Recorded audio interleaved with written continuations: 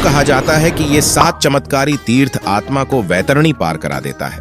आप जानना चाहते हैं कि कौन से 7 चमत्कारी तीर्थ है जो आत्मा को वैतरणी पार कराकर मोक्ष दिलाते हैं? हाँ, यही वो वीडियो है जिसमें हम सप्तपुरी का असली रहस्य खोलने वाले हैं। लेकिन सवाल ये है, क्या सच में सिर्फ इन 7 तीर्थों के दर्शन से किसी आत्मा को जन्म मरण के बंधन से मुक्त कर सकती है? और क्यों हजारों सालों से इन्हें वैकुंठ का द्वार कहा जाता है? हमने प्राचीन शास्त्रों और ऐतिहासिक ग्रंथों में दर्ज कथाओं का अध्ययन करके आपके लिए इन 7 चमत्कारी तीर्थों की असली महत्ता और रहस्यों को एक जगह समेटा है। ऐसा माना जाता है कि इन चमत्कारी तीर्थों की कथा को सुनने से भक्तों की सभी पाप नष्ट हो जाते हैं। तो बने रहिए अंत तक, क्योंकि आने वाले कुछ ही मिनटों में आप जानेंगे उन 7 पवित्र तीर्थों के बारे में जिन्हें जानना हर सनातनी के लिए अनिवार्य है। अगर आप भी मोक्ष और अध्यात्म से जुड़े रहस्यों को जानना चाहते हैं तो अभी इस वीडियो को लाइक करें और कमेंट बॉक्स में हर हर महादेव अवश्य लिखें। नमस्कार दोस्तों, जरा सोचिए, जीवन की सबसे बड़ी तलाश क्या है? दौलत, शोहरत या कुछ और? हिंदू धर्म कहता है असली लक्ष्य है मोक्ष, यानी जन्म मरण के चक्र से मुक्ति। और इसी मोक्ष का रास्ता छिपा है भारत के 7 प्राचीन तीर्थों में, जिन्हें हम सप्तपुरी कहते हैं। ये सिर्फ प्राचीन नगर नहीं है, बल्कि वो द्वार हैं जिनसे आत्मा वैकुंठ तक पहुंचती है। आज मैं आपको लेकर चलूंगा ऐसे 7 चमत्कारी तीर्थों की यात्रा पर, जहां हर पत्थर, हर गली, हर नदी का पानी मोक्ष की कहानी सुनाता है। तो चलिए शुरुआत करते हैं इस रहस्यमयी यात्रा की अयोध्या जी से, वो नगरी जहां हर सांस में राम का नाम गूंजता है। मान्यता है कि इस नगर की स्थापना स्वयं मनु महाराज ने की थी और इसे धर्म का आधार बनाया। सरयू नदी के तट पर बसी यह नगरी सदियों से आस्था और भक्ति का केंद्र रही है। अयोध्या का नाम सुनते ही सबसे पहले याद आता है भगवान राम का जन्म। रामायण की हर कथा, हर प्रसंग यहाँ की गलियों में जीवंत महसूस होता है। जब आप यहाँ पहुँचते हैं तो लगता है मानो पूरा शहर रामचरितमानस का एक पन्ना हो। राम जन्मभूमि मंदिर, हनुमान गढ़ी और सरयू आरती, ये सब मिलकर अयोध्या को और भी दिव्य बना देते हैं। कहते हैं कि अयोध्या में एक बार आने वाला भक्त सिर्फ ईश्वर से नहीं, बल्कि अपने भीतर से भी जुड़ जाता है। यहाँ की हवा में एक अलग ही शांति और ऊर्जा है। यह वही भूमि है जहाँ भगवान राम ने जन्म लिया और जहाँ से धर्म, सत्य और मर्यादा का संदेश पूरी दुनिया में फैल गया। सप्तपुरी यात्रा में अयोध्या का स्थान पहला इसलिए है क्योंकि यह मोक्ष का आरंभिक द्वार माना जाता है। श्रद्धालु मानते हैं कि अयोध्या का दर्शन करने से हृदय पवित्र हो जाता है और आत्मा हल्की होकर ईश्वर की ओर बढ़ने लगती है। अयोध्या सिर्फ एक शहर नहीं, बल्कि विश्वास का वह दीप है जो हर युग में जलता रहा है और हर भक्त को यह याद दिलाता है कि धर्म की राह पर चलने वाला कभी अकेला नहीं होता। हमारी सप्तपुरी यात्रा का अगला पड़ाव है वाराणसी, जिसे बनारस या काशी भी कहा जाता है। यह शहर सिर्फ ईंट पत्थरों से बना हुआ नगर नहीं, बल्कि एक ऐसा आध्यात्मिक धाम है जहां हर गली, हर घाट और हर मंदिर में सदियों की आस्था गूंजती है। गंगा नदी के पावन तट पर स्थित वाराणसी को भारत का सबसे पुराना जीवित शहर माना जाता है। कहा जाता है कि यदि किसी व्यक्ति की मृत्यु यहाँ होती है तो उसे सीधे मोक्ष की प्राप्ति होती है। इसी कारण से यहाँ के मणिकर्णिका और हरिश्चंद्र घाट पर दिन रात चिंताएं जलती रहती हैं। एक निरंतर याद दिलाने वाला दृश्य कि जीवन और मृत्यु दोनों ही ईश्वर की लीला है। वाराणसी का सबसे प्रमुख आकर्षण है काशी विश्वनाथ मंदिर, जो 12 ज्योतिर्लिंगों में से एक है।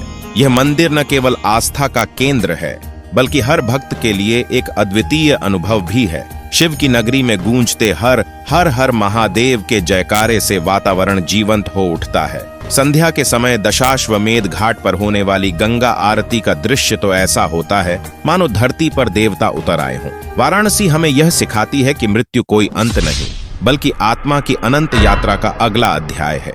यही कारण है कि इसे सप्तपुरी यात्रा का एक अनिवार्य पड़ाव माना गया है। सप्तपुरी यात्रा का तीसरा पड़ाव है मथुरा, वह पावन भूमि जहां श्री कृष्ण ने अवतार लिया। यमुना के किनारे बसी यह नगरी केवल एक नगर नहीं, बल्कि आस्था और प्रेम का धड़कता हुआ केंद्र है।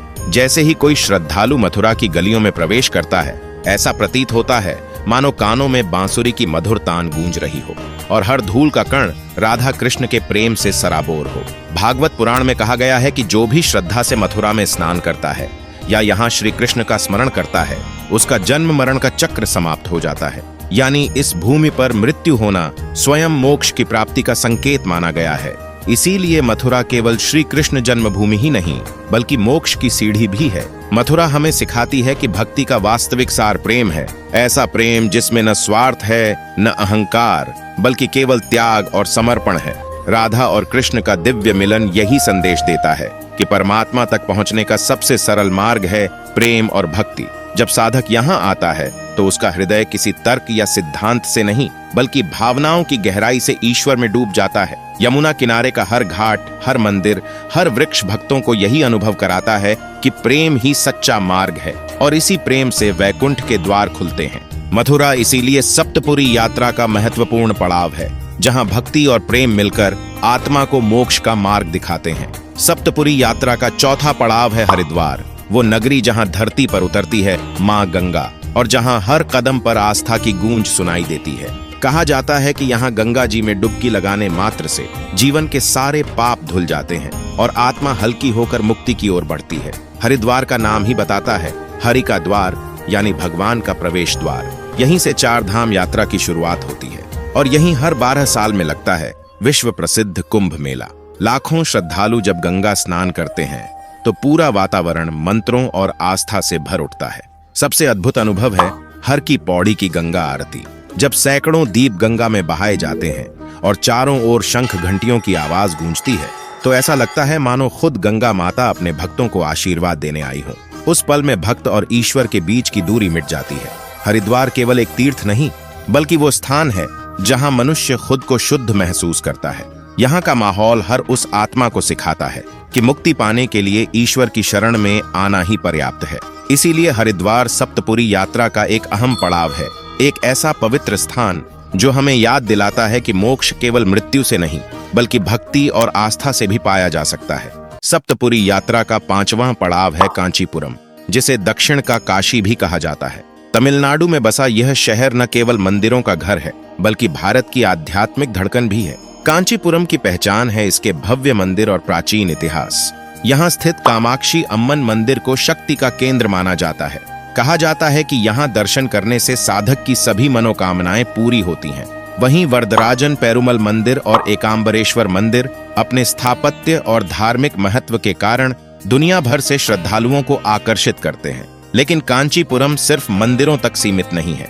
यह नगर अपनी कांचीपुरम सिल्क साड़ियों के लिए भी प्रसिद्ध है, जिन्हें देवी देवताओं के वस्त्रों की तरह पवित्र माना जाता है। यहाँ की गलियों में चलते हुए ऐसा लगता है कि हर पत्थर और हर शिला सदियों पुराने मंत्रों की ध्वनि को अपने अंदर समेटे हुए है। कांचीपुरम का महत्व इसलिए भी अनोखा है क्योंकि यह दक्षिण भारत की भक्ति परंपरा को सीधे सप्तपुरी की आध्यात्मिक धारा से जोड़ता है। यहाँ आने वाला हर भक्त महसूस करता है कि ईश्वर केवल उत्तर भारत के मंदिरों में नहीं बल्कि पूरे भारत की मिट्टी में समान रूप से बसे हैं। यही कारण है कि कांचीपुरम सप्तपुरी यात्रा का 5वां पड़ाव है, एक ऐसा स्थान जो हमें सिखाता है कि मोक्ष पाने की राह विविधताओं से होकर भी एक ही सत्य तक पहुंचाती है। सप्तपुरी यात्रा का 6वां पड़ाव है उज्जैन, जिसे सच्चे अर्थों में मंदिरों का शहर कहा जाता है। मध्य प्रदेश की धरती पर बसा उज्जैन केवल एक धार्मिक स्थल ही नहीं बल्कि समय और आस्था का संगम है। पौराणिक मान्यताओं के अनुसार उज्जैन का संबंध सीधा समुद्र मंथन की कथा से है। यहीं पर अमृत कलश से गिरी बूंदों ने इस नगर को अमृता का आशीर्वाद दिया। इसी कारण से उज्जैन को हर 12 साल में लगने वाले सिंहस्थ कुंभ मेले का केंद्र माना जाता है, जहां करोड़ों श्रद्धालु स्नान कर मोक्ष की प्राप्ति की आशा करते हैं। यहाँ का सबसे प्रसिद्ध मंदिर है महाकालेश्वर ज्योतिर्लिंग। कहा जाता है कि महाकाल की नगरी में जो भी श्रद्धा से दर्शन करता है उसे मृत्यु का भय कभी नहीं सताता। सुबह सुबह होने वाली भस्म आरती का दृश्य हर भक्त के दिल में ऐसा असर छोड़ता है मानो खुद महाकाल उनके सामने प्रकट हो गए हों। लेकिन उज्जैन का महत्व सिर्फ महाकाल तक सीमित नहीं है। यहाँ काल भैरव मंदिर, संधिपूर्णी घाट और सैकड़ों प्राचीन मंदिर हैं जो इस शहर को एक विशाल आध्यात्मिक ऊर्जा केंद्र बनाते हैं। उज्जैन हमें यह याद दिलाता है कि समय चाहे कितना भी बदल जाए, आस्था अमर रहती है। यही वजह है कि इसे सप्तपुरी की यात्रा में शामिल किया गया है, एक ऐसा पड़ाव जहां हर कदम पर आत्मा मोक्ष की ओर बढ़ती है और हर घंटी की ध्वनि ईश्वर के शाश्वत स्वरूप का एहसास कराती है। सप्तपुरी यात्रा का अंतिम और सबसे अद्भुत पड़ाव है द्वारका, गुजरात के पश्चिमी छोर पर बसा वह नगर जिसे स्वयं भगवान श्री कृष्ण ने बसाया था। यह केवल एक प्राचीन नगर नहीं बल्कि वह धरा है जहां कृष्ण ने अपने जीवन की अनगिनत लीलाएं की। कहा जाता है कि द्वारका के दर्शन मात्र से जन्मों जन्मों के पाप नष्ट हो जाते हैं। द्वारका नगरी के हृदय में खड़ा द्वारकाधीश मंदिर भक्तों के लिए जैसे वैकुंठ का द्वार है। जैसे ही उसकी ऊंची शिखर पर लहराता ध्वज नजर आता है, मन एक अद्भुत श्रद्धा और ऊर्जा से भर उठता है। यहाँ की हवाओं में भी कृष्ण नाम की अनोखी महक है। समुद्र तट पर खड़े होकर जब भक्त कृष्ण का स्मरण करता है तो लहरों की गूंज मानो स्वयं भगवान की बांसुरी का संगीत सुनाती है। ऐसा लगता है कि समय ठहर गया हो और गोपियों का युग फिर से जीवंत हो उठा हो। द्वारका में आकर मनुष्य केवल दर्शन नहीं करता, बल्कि प्रेम और भक्ति के सागर में गहराई तक डूब जाता है। यहाँ मंदिर में अनुभव होता है कि कृष्ण अब भी अपने भक्तों के बीच विराजमान है। इसीलिए द्वारका को केवल मोक्ष की नगरी नहीं कहा जाता, बल्कि भक्ति और प्रेम का महासागर भी माना जाता है। जो साधक द्वारका आता है वह खाली हाथ नहीं लौटता। उसके हृदय में श्री कृष्ण की अनंत कृपा और आशीर्वाद स्थायी रूप से बस जाते हैं। तो दोस्तों, यह थी हमारी सप्तपुरी यात्रा। अगर आपको सप्तपुरी की यह अद्भुत यात्रा हृदय को छू गई हो तो इस वीडियो को लाइक जरूर करें और ऐसी ही पौराणिक कथाओं और रहस्यों को जानने के लिए चैनल को सब्सक्राइब करना ना भूलें। और कमेंट में बताइए, इन सातों में से आप सबसे पहले किस तीर्थ की यात्रा करना चाहेंगे।